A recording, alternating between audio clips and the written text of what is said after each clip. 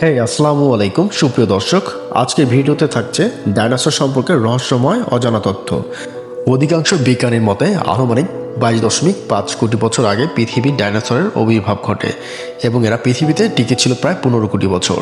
একসময় উত্তর মেরু ছাড়া সমগ্র পৃথিবীতে ডাইনোসর রাজত্ব ছিল। জলে, স্থলে, আকাশে বিভিন্ন ধরনের ডাইনোসরের আবাদ বিচরণ ছিল। বর্তমানে ডাইনোসরের 700টিরও বেশি প্রজাতি চিহ্নিত করা হয়েছে এবং নামকরণ করা হয়েছে। এদের মধ্যে অনেক প্রজাতির ডাইনোসর আমরা Hollywood, Jurassic park, Godzilla, ICS, the good ডাইনোসরের মতো বিখ্যাত সিনেমায় দেখেছি। চলুন এরকম কিছু জনপ্রিয় প্রজাতির ডাইনোসর সম্পর্কে জানা যাক। সবচেয়ে হিংস্র ডাইনোসর ছিল টাইরানোসরাস রেক্স। প্রচণ্ড রকমের হিংস্র ও ভয়ঙ্কর প্রকৃতির ডাইনোসর ছিল টাইরানোসরাস রেক্স। অনেক জনপ্রিয় সিনেমা, টিভি শোতে দেখা গেছে এদের। এটি ছিল খুব শক্তিশালী ও বুদ্ধিমান শিকারী। এই প্রজাতির ডাইনোসরের হাত ছিল খুবই ছোট, কিন্তু এরা ধারালো দাঁত ও লম্বা লেজ দিয়ে শিকার করত। সবচেয়ে মজার ব্যাপার হচ্ছে এই প্রজাতির ডাইনোসরস পুরুষের তুলনায় স্ত্রী আকারে অনেক বড় ছিল। সারা দুনিয়ার সবচেয়ে বড় এবং ভারী আকারের ডাইনোসর ছিল আর্জেন্টিনাসোর্স নামের এই প্রাণীর ডাইনোসরসটি। বিশ্বের সবচেয়ে দীর্ঘতম ও প্রশস্ত ও সবচেয়ে ভারী ওজনের ডাইনোসর ছিল আর্জেন্টিনাসোর্স। এই প্রজাতির ডাইনোসরসের দৈর্ঘ্য ছিল 40 মিটার পর্যন্ত এবং এর ওজন ছিল প্রায় 80 থেকে 100 টন পর্যন্ত, যা প্রায় 17টি আফ্রিকান হাতির সমতুল্য ছিল। এই ডাইনোসর সারা পৃথিবীর সবচেয়ে বড় বিশাল আকারের দেহের প্রাণী বলা হয় একে। সর্বশেষ এর ফসিল দক্ষিণ আমেরিকায় পাওয়া গিয়েছিল। পৃথিবীর সবচেয়ে ক্ষুদ্রতম ও বুদ্ধিমান ডাইনোসর হচ্ছে ট্রোডন। ট্রোডন ছিল সবচেয়ে ছোট আকৃতির ডাইনোসর, যা প্রায় 7.6 কোটি বছর আগে বসবাস করত। এই ডাইনোসরটি একটি আধুনিক পাখির বড় সংস্কার বলা যায়। কিছু বিজ্ঞানীরা বিশ্বাস করেন যে এই লেসোথেসোরাস দলের ডাইনোসরটি বিবর্তনীয় শৃঙ্খলে কুমির এবং পাখি হয়েছে। এর আকৃতি ছিল সর্বোচ্চ 2 মিটার এবং ওজন ছিল সর্বোচ্চ 2 থেকে 10 কেজি।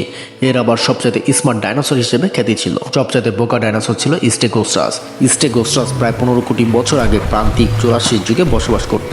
এর পিছনে থাকা বড় বড় টাইলের তৈরি প্লেটের মতো ছিল, যেমন এক ধরনের বড় বড় কাঁটার মতো। এগুলো 1 মিটার সমান 3 ফুট পর্যন্ত লম্বা ছিল। এর মস্তিষ্ক আকার ছিল একটি অক্ষরিত সমান মাত্র 3 সেন্টিমিটার দৈর্ঘ্য এবং 75 গ্রাম ওজনের। সুরুপুরুষ নামে ডাইনোসরের অত্যন্ত বড় ঘাড় ছিল। এদের মাথা ছিল খুবই ছোট, 4টি স্তম্ভের মতো পা দেখতে। বর্তমান বিশ্বের সবচেয়ে লম্বা প্রাণী জিরাফের মতো এর মিল পাওয়া যায়। এগুলো 18.5 মিটার লম্বা এবং 60 ফুট পর্যন্ত লম্বা ছিল এদের।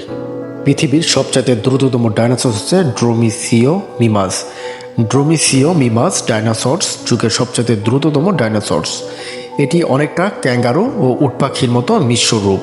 প্রায় 14 ফুট লম্বা হয়ে থাকে ড্রোমিসিওমিমাস ডাইনোসরস। 60 কিলোমিটার প্রতি ঘন্টা গতিতে দৌড়াতে পারে এরা। ডাইনোসর যুগের উড়ন্ত প্রাণী হচ্ছে কয়েটজালো কোলাটাস। সেই ডাইনোসর যুগে বিভিন্ন প্রকার বৃহত্তম সরীসৃপ উড়ন্ত প্রাণীরা আকাশে উড়ে বেড়াতো। এদের মধ্যে সবচেয়ে বড় উড়ন্ত প্রাণী ছিল কয়েটজালো কোলাটাস। আপনি জানলে রীতিমতো অবাক হবেন যে এই আশ্চর্যজনক প্রাণীটির পাখাগুলোর আকার ছিল 13 মিটার পর্যন্ত। তবে এগুলো আসলে ডাইনোসর নয়, এগুলো হচ্ছে পাথোসর। ডাইনোসর যুগের সামুদ্রিক প্রাণী ছিল প্লেসিওসোরিয়াস। ডাইনোসর যুগের জলভূমিতে বসবাসকারী প্রাণীরা প্লেসিওসোরিয়াস নামে পরিচিত। সে সময়কালের সবচেয়ে দীর্ঘ প্লেসিওসোরিয়াস ছিল এলোসেসোরাস, যার দৈর্ঘ্য ছিল প্রায় 14 মিটার বা 46 ফুট। এর মাথা ছোট, তবে সাথে দীর্ঘ পাতলা গলা ছিল। ছিল শক্তিশালী চোয়াল, তীক্ষ্ণ দাঁত, সরু লেজ এবং পাখাগুলো ছিল যেন প্যাডেল।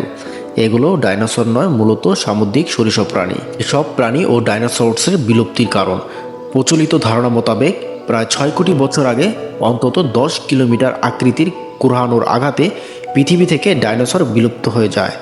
কিন্তু যুক্তরাজ্য ইউনিভার্সিটি অব রিডিংয়ের বিজ্ঞানীরা ডাইনোসরের জীবাশ্ম পরীক্ষা নিরীক্ষা করে বলেছেন এর অনেক আগে থেকেই বিলুপ্তি প্রক্রিয়া শুরু হয়। গ্রহাণুর আঘাতে শুধু সেই প্রক্রিয়ার সমাপ্তি ঘটে। মেসোজোয়িক যুগের শেষ ভাগে ডাইনোসরের বিলুপ্তি ঘটে। প্রায় একই সময় এদের সবগুলো প্রজাতি বিলুপ্তির কারণ ব্যাখ্যা করা প্রন্তজীববিদ্যার এক জটিল সমস্যা। পরিবর্তনশীল পরিবেশের সঙ্গে অভিযোজন ব্যর্থতার বিলুপ্তির প্রধান কারণ হিসেবে বিবেচনা করা হয়। এছাড়া বেশ কিছু নিয়ামক রয়েছে, যেমন রোগ, জাতিগত বার্ধক্য, মহাজাগতিক রশ্মি, ডিম্ভোগ, স্তন্যপায়ী প্রাণীর আবির্ভাব, পাহাড় পর্বতের উত্থান, উপমহাদেশসমূহের মধ্যে বিচ্ছিন্নতা, সমুদ্র স্তরের নিম্নগামিতা এবং তাপমাত্রা বৃদ্ধির উল্লেখযোগ্য কারণগুলোর জন্য এইসব প্রাণী বিলুপ্তির কারণ হয়েছে। ডাইনোসর বিলুপ্তির সঠিক কারণ এখনও পুরোপুরিভাবে জানতে পারা যায়নি। তবে অনেক বিজ্ঞানী মনে করেন কোনো বড় আকারের উল্কাপিণ্ড পৃথিবীর উপর প্রবলভাবে আঘাত হানার ফলে ডাইনোসর বিলুপ্তি হয়। অনেকে মনে করেন উল্কাপিণ্ডের দৈর্ঘ্য ছিল প্রায় 15 কিলোমিটার এবং এর আঘাত পারমাণবিক বোমার চেয়ে 1 বিলিয়ন গুণ বেশি শক্তিশালী ছিল। তবে কেউ কেউ মনে করে উল্কাপিণ্ড আঘাতে নয় বরং আগ্নেয়গিরির আঘাতে বিলুপ্তিও ঘটে এই ডাইনোসরের। তাছাড়া খাদ্যভাবকেও অনেকে একটি উল্লেখযোগ্য কারণ মনে করেন। সে সময় মাংসসাসী ডাইনোসর তৃণভোজী ডাইনোসরদের খেয়ে ফেলত, বিধায় একসময় খাদ্যভাব সংগঠিত হয় বলে অনেকের ধারণা। তাপমাত্রার পরিবর্তনকেও উল্লেখযোগ্য কারণ হিসেবে বিবেচনা করা হয়। অনেকের মতে সে সময়কালে পৃথিবীর তাপমাত্রা এক ব্যাপক পরিবর্তন ঘটে যায়, সাথে অভিযোজিত না হতে পেরে অনেক প্রজাতির বিলুপ্তি ঘটে।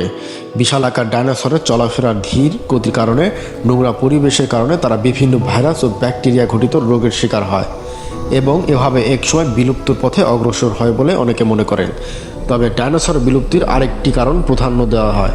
এই কারণটি জানলে আপনি অবাক হয়ে যাবেন। ডাইনোসরের বিলুপ্তির আরেকটি কারণ হচ্ছে তাদের ডিমের খোসার পুরুত্ব।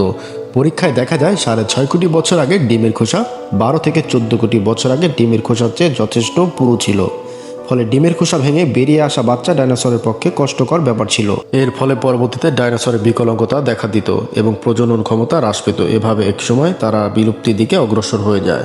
রহস্য প্রান্তরের এই এপিসোডটি আপনাদের কাছে ভালো লাগলে নিত্য নতুন এমন অসংখ্য ভিডিও পেতে আমাদের চ্যানেলটি লাইক, কমেন্ট, শেয়ার এবং সাবস্ক্রাইব করে নোটিফিকেশন বেলটি অন করে দিন। ধন্যবাদ। আল্লাহ হাফেজ।